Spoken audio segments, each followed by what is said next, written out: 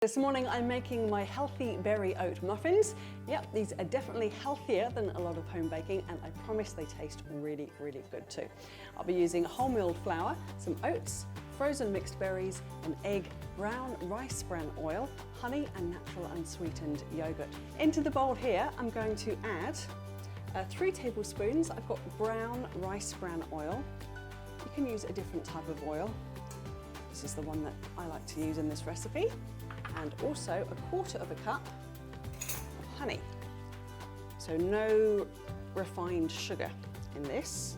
And we'll get this going in my KitchenAid. Never have I been so grateful to have a KitchenAid to use. Right, into here I'm going to add in 1 egg. It is at room temperature. 1/2 cup of natural unsweetened yogurt. Just going to go straight in there. Just set it off mixing again.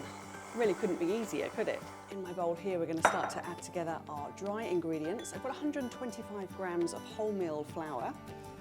Also going to add in 1/2 teaspoon of baking powder, 1/4 teaspoon of baking soda.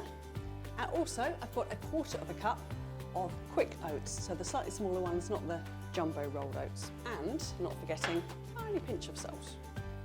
Give this a quick stir with my one hand. Straight from the freezer, just cook with your berries from frozen, it's easier.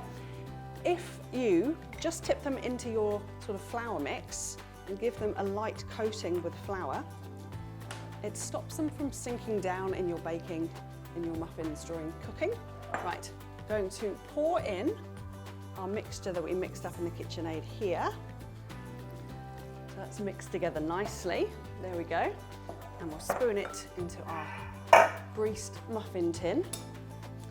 And then they cook for about 20 minutes in the oven, just until when you press them, the top springs back. Here are my finished healthy berry oat muffins, warm from the oven, just 20-25 minutes in there. They are smelling delicious and look great too.